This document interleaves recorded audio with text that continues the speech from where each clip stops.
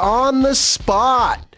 Michael Gluck, better known as Piano Squall, drops in the studio and plays us some tunes. We got demos of Xeno Clash on the Xbox 360 and a look back at Ruse from the GDC show floor. Brian and G give us their look at March Madness, and Sophia gets a world-exclusive preview of Naruto Shippuden Ultimate Ninja Heroes 3 on the PSP. Today on the spot.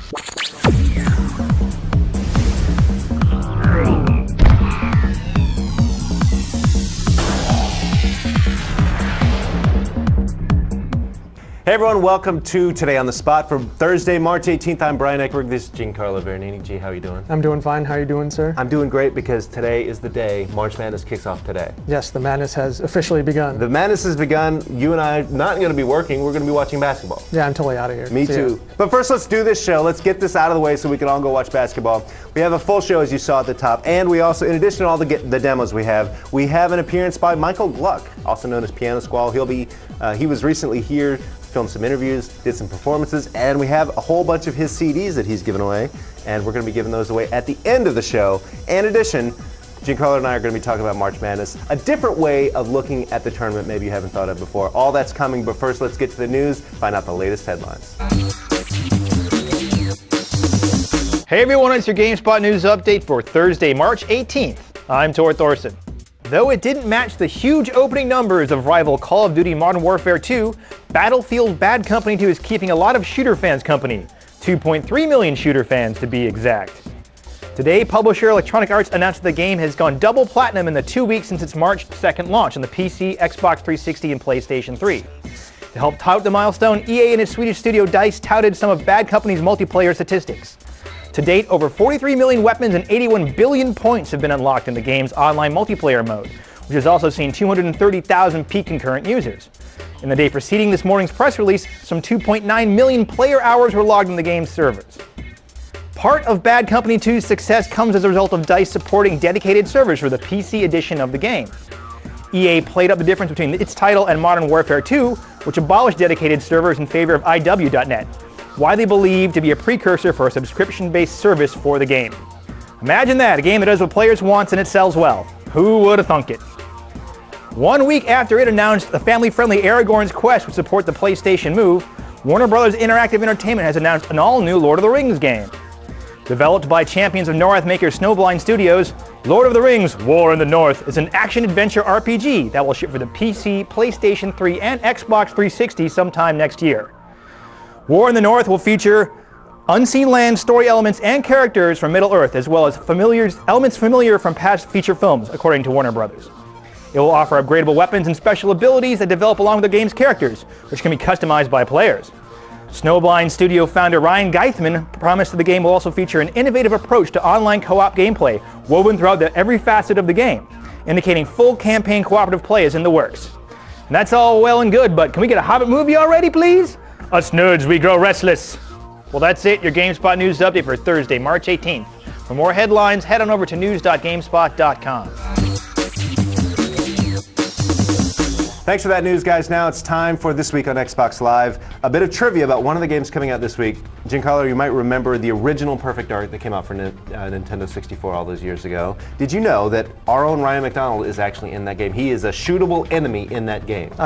I had no idea. That totally blows my mind. I know, it's crazy. I guess they scanned his face. They scanned, he's like boxy face back, it's older technology, but he had a ponytail back then, so he kind of deserved to get shot. Yeah, ponytails don't work. They didn't work back then and they don't work now. It's just one of the games coming on Xbox Live this week. Let's check out everything else. This week on Xbox Live is great news for Tom Clancy fans, as the demo is now out for Splinter Cell Conviction. The demo is single-player and will showcase the heavily reworked game's core mechanics, including the mark and execute and last known position features. The full game is currently expected to ship on April 13th. Moving on to arcade, don't miss the Nintendo 64 shooter Perfect Dark. It features the classic shooter action of the original, including split-screen multiplayer, but now it's rendered at 1080p. Perfect Dark is available for 800 Microsoft points. For games on demand, get ready for some off-road racing in Baja Edge of Control. Priced at $19.99, Baja combines real-world racing with arcade fun. There's plenty of game modes to play through as you race vehicles like 4x4s and buggies. In the game's add-on section, you can make Dragon Age Origins even bigger with Awakening.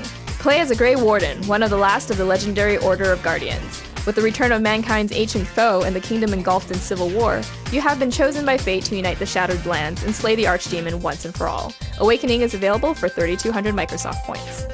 Opportunity awaits you in BioShock 2 add-on Sinclair Solutions Tester Pack. Priced at 400 Microsoft points, this add-on will increase your multiplayer rank to 50, with rank rewards including a third set of weapon upgrades. This pack also has 20 trials, 2 playable characters, and 5 masks. And for Sonic and Sega Racing, you can unlock all the characters and tracks.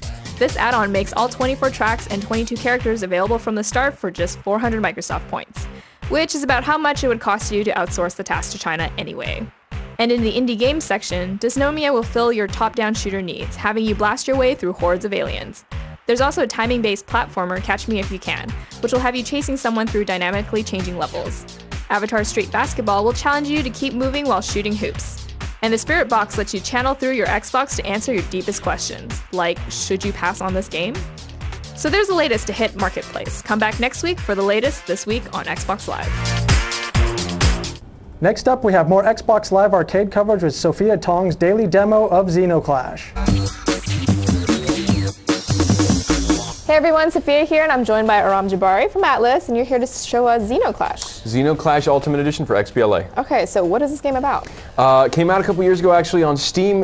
This is an enhanced version of it. This is a game where you play as Gat, a member of a tribe from which you're exiled, and then you go back for a bit of revenge. It is the most outlandish game world, the most zany characters, the designs are unbelievable. It's an indie game and it doesn't feel like one. It's a fleshed out first-person brawler experience for XBLA. All right, let's see it in action. And when I say first-person brawler, what could I possibly mean by that? Well, I mean that you beat people up with your fists. Now let's see if we can get this guy to eat our fist. He's actually feeling like crouching down, so ooh. Probably because he wants to charge up and do that. So we have a number of different attacks here.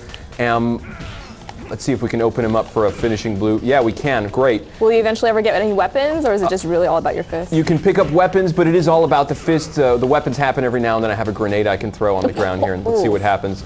And the thing goes right boom. in the crotch.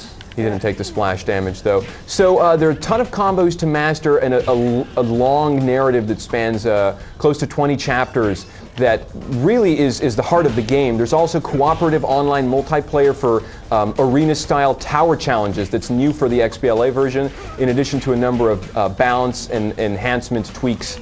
The developers have really worked closely with all of the fan feedback to make the ultimate Xeno Clash experience. Ooh. This area is nice. Where are we? Yeah, well, so we jumped a little further ahead. Now we're actually in a boss fight, and let me explain it a little bit. This is a bounty hunter our family sent after us, and are those squirrels? Yes, they are, and they have TNT strapped to their back. Isn't that adorable? So the game is telling us that we can actually kick them to avoid them blowing up on us. Now, the bounty hunter who's up on the top of that creature is blind.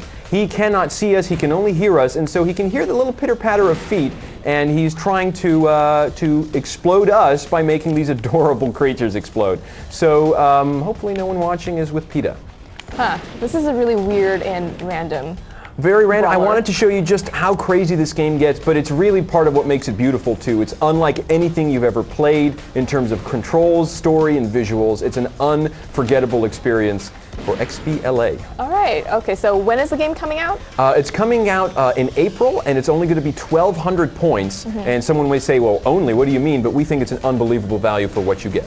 Gotcha. All right, well, thank you so much for stopping by. Thank you for having us. And that was our look at Xeno Clash Ultimate Edition. Now on with the show. Okay, thanks for that, Sophia. Now it's time for the musical portion of the show. G, any musical ability on your side? So if I was to describe it, you've seen the funny internet videos of people like they're playing a single piano key and there's a dog in the background that just starts howling. Yes. That's pretty much where I'm at. Are you the piano guy or the dog? I am the dog. Okay, well, we're about to hear from a guy who has a lot more talent than both of us combined. His name is Michael Gluck. He calls himself Piano Squall. He's a solo pianist who raises money for charity by playing video game and anime music. Let's hear from Michael Gluck right now. Hello, my name is Michael Gluck. I'm here today performing music from video games. I started when I was about 9 years old. I was playing Final Fantasy IV, and I heard the soundtrack. I thought it was just the most beautiful thing I'd ever heard. I had a piano in the house, but I didn't know how to play, so I was just trying to poke out the melodies by ear. And I would just do that for hours and hours, listening to the FF4 soundtrack over and over again. And then that just pulled me into checking out other RPGs. So then I just started playing every RPG and then every other kind of game I could get my hands on. Just wanted to hear the music and just try to figure out those melodies. And I just kept doing that for years and years until I had amassed, a collection of original arrangements that I had created from various video games and later anime, and just took those pieces, and that's what I perform in concert.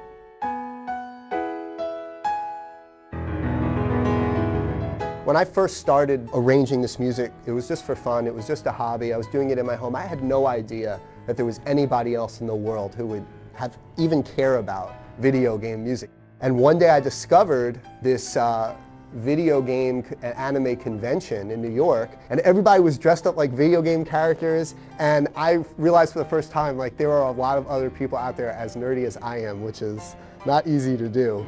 I was just walking around this convention taking it in, like realizing how awesome this was, and like looking at all the costumes and be like, man, I really want to cosplay too.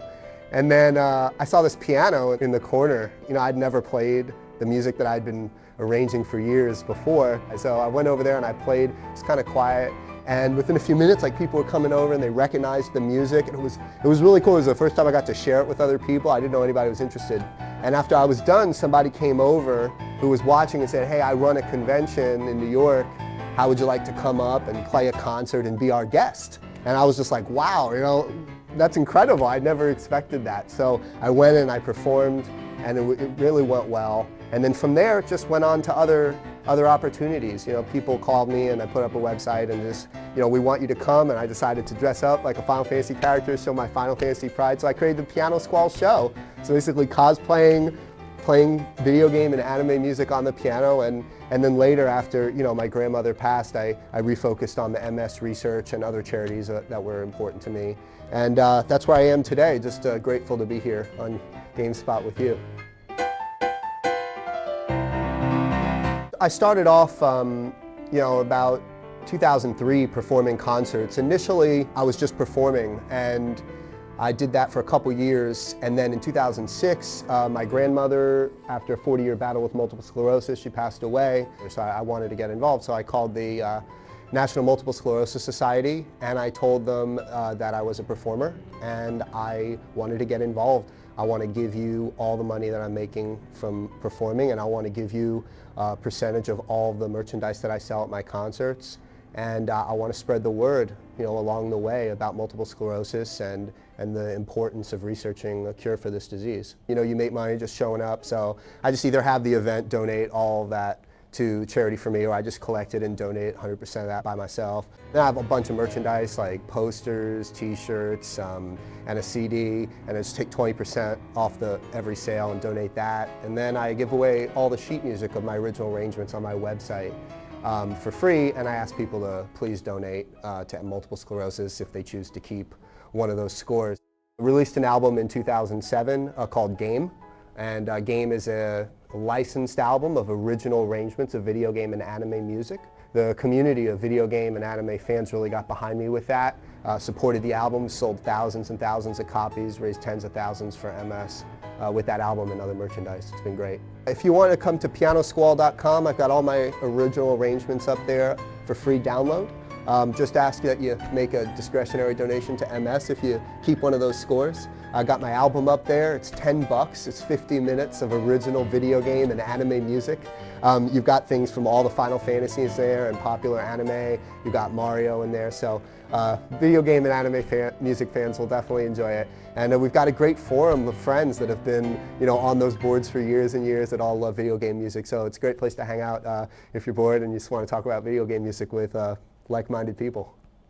There you go. There's your look at Michael Gluck. We're going to be giving away CDs at the end of the show, so stick around for that. Now it's time, G, to talk about March Madness. The games start today. The tournament starts today. Watch it on March Madness On Demand. Got to get that in. But do you have like a method for picking your bracket? So I have this really super complex mathematical equation involved trigonometry and all this other crazy stuff. I think Einstein may have even used it at some point. That involves me closing my eyes and pointing. Does it work out for you? Not at all. Not at all. Well, I've got a system that I just came up with this morning that works about as well. So nobody knows how to pick these teams correctly. There are no experts when it comes to March Madness. So I thought, well, why not look at the bracket this year from a video game standpoint? Let's take a look at the coaches and see which of them look like real-life video game characters. Which of the real-life coaches look like video game characters? Here's what we came up with. First of all, in the West region, we've got Gonzaga's coach, Mark Few. It's up on screen there. Kind of looks like Alistair from Dragon Age Origins. That's a he pretty, gained a little weight, maybe? That's pretty good. I also would have gone with Glass Joe from Punch-Out, maybe. Glass Joe. I'm pretty sure Gonzaga can take more punches than Glass Joe. That's true. We'll see. Now, moving on to the South region, we have Sam Houston's Bob Marlin. Who do you think that guy... Yeah, he looks like Zaid Masani if Bob Marlin had horrible facial scars and a fake eye. Yeah, if he was just really messed up in some gang fight or something. Yeah, a gang fight with Texas A&M. Hey, speaking of Mass Effect 2, we've got Rick Pitino. If you had to pick a character from Mass Effect 2, who would you can't say Miranda. Who do you think Rick Pitino looks like? Gosh, one of the Krogans maybe? One of the Krogans? No, he looks like the Elusive Man. That's pretty good. That's pretty good. I got to admit, that's pretty good. Elusive Man, I don't know if he's a serial adulterer, though. No, no, we don't know that. Midwest region, we've got Georgia Tech's Paul Hewitt. Wait, I got this one. This one. Tell me. Cloud from Final Fantasy VII. You know what? You're closer than you might think. Yeah. It's actually a Final Fantasy character. It's Zaj from Final Fantasy 13. If Nice. you grew out his hair a little bit and stuck a chocobo in Paul Hewitt's hair, you might have Zaj. I don't know if that's racist or not, but I've got a better one for the Midwest region. Check it out. Bruce Pearl from Tennessee. Someone please put a shirt on that man. Dude's got to get in shape. I don't know what he's doing in the crowd, but he looks just like Hakan from Super Street Fighter 4. Just put some oil on him. Just oil him up. Just oil him up. That's weird. East region, final one, my favorite. West Virginia's coach, Bob Huggins, also known as Huggy Bear. Who does he look like? Naughty Bear. Oh, and they're both so cuddly. Yeah, they're both so cuddly and round, and they both got bad attitudes. So there you go. That's my way of looking at March Madness. I don't know if that'll work or not. That's pretty good. We'll see. But anyway, if you wanna comment on what you think is going to happen in March Madness, we got a feature that went up just today, sort of breaking down all the teams. Allowing people to talk about March Madness to their heart's content, right? Yeah, so the big thing is that people make out their own brackets and stuff like that. They try to predict who's going to win. Yes, so this feature, we're kind of using the old we're going to use a game to simulate the first round. Mm-hmm. And you can kind of compare your own results with our results and see how you stack up. All right, so if you guys want to chime in on that feature, please feel free to do so. If you want to watch March Madness on demand, you can go to cbssports.com or check it out at ncaa.com. We'll be doing that all day on Thursday and Friday. We'll probably get fired. But that's what this time of year is about. Now it's time for another video preview. This one's for Naruto Shippuden Ultimate Ninja Heroes 3. Take it away. It's time to end this. Once and for all. This fight's gone on long enough! Naruto! Naruto Shippuden Ultimate Ninja Heroes 3 follows the orange jumpsuit wearing spiky-haired ninja after a 2.5-year leave to train with Jiraiya. When he comes back to Hidden Leaf Village, he realizes that all of his friends have gone up a rank while he was gone. The story follows Naruto and his ongoing adventure to save his friend Sasuke, but it starts off with the first story arc of Part 2 of the series, where Naruto, Sakura, and Kakashi team up to rescue Gaara from the Akatsuki. It continues up until the Hidan and Kakazu arc, but there are also 2 new adventures that you can go through once you've reached that point. To play through the game's storyline, you take the Master Road, a gameplay mode that breaks up the story and has over 80 missions for you to move ahead at your own pace.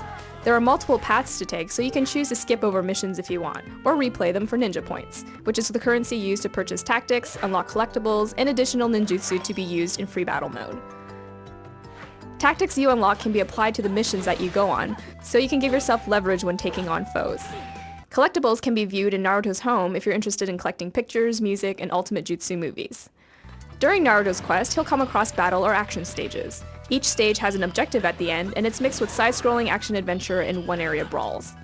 Depending on what you're playing, the objective could be defeating 5 enemies and making it to the end of the stage before the timer runs out, or beating the snot out of your opponent as efficiently as possible because you're given a rating at the end. It's what you expect from a Naruto game, with lots and lots of action. Ultimate Ninja Heroes 3 also introduces 4-player battles, where you can brawl with up to 3 of your friends via ad hoc, and team up to unleash powerful jutsu team attacks, or interrupt an opponent's ultimate jutsu. During your adventures on the Master Road, some missions can be completed cooperatively with up to 3 people. An icon on the map will indicate whether or not you can take on the quest solo or with a friend. More than 50 characters will be on the roster, including new characters such as young Kakashi and Obito Uchiha from the Naruto Shippuden special Kakashi Chronicles. Only a handful are available at first, but as you continue through the story and meet up with the other characters, you'll eventually have the freedom to play them on your own. If you're new to Naruto and want some time to warm up, practice mode lets you play with some dummy opponents so you can take your time to figure out your combos. It might be a good idea to spend some time here, because once you go head to head with a friend, they're likely not going to be as easy on you. So brush off that PlayStation Portable and team up with some buddies in Naruto Shippuden Ultimate Ninja Heroes 3, which is set to be released in May. For our written impressions and more information on the game, visit the game space at GameSpot.com. In case you missed it, we have one more preview from GDC. It's Sean McInnes' look at Ruse from the show floor of GDC. Hey everybody, Sean here at GDC 2010, and I am currently joined by Mathieu Girard from Ubisoft, who's here to tell us about Ruse. Mathieu, how you doing? I'm doing good. We're here today at the Intel booth showing Ruse for the, well, not the first time, but we have some cool stuff to show, especially as it's the open beta test, which has started in a few days ago.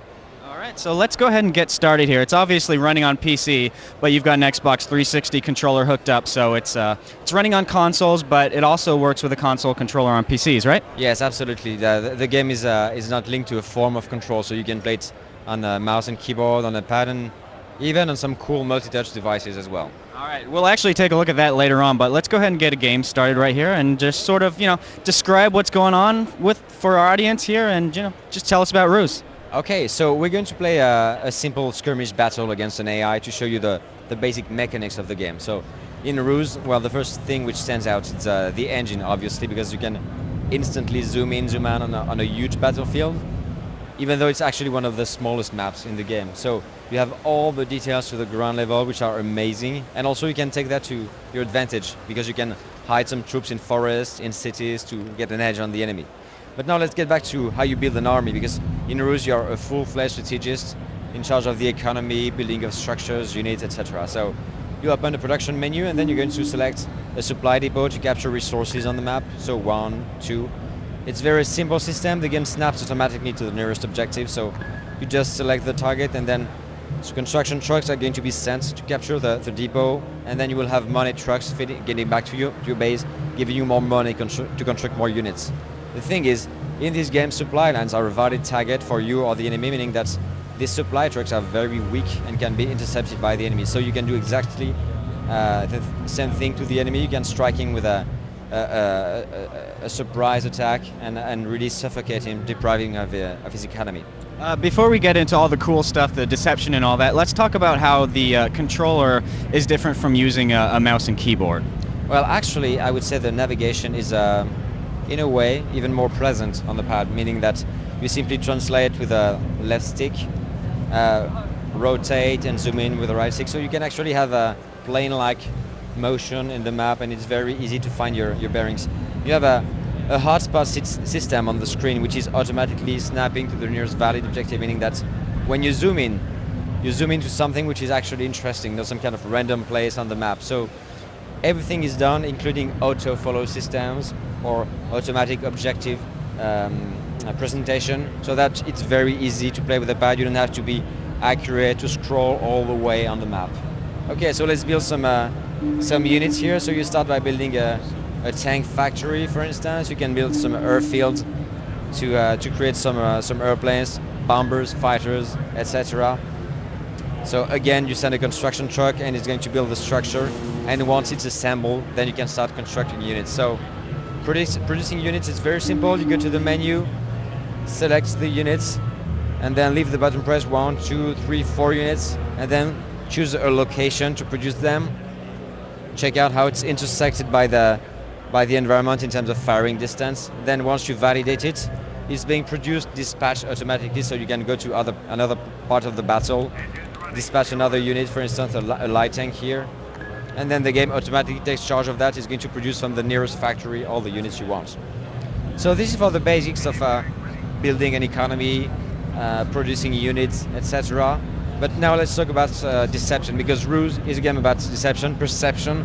So you see everything of what is going on in the enemy's base. You see some production building, you see some of his supply lines working on.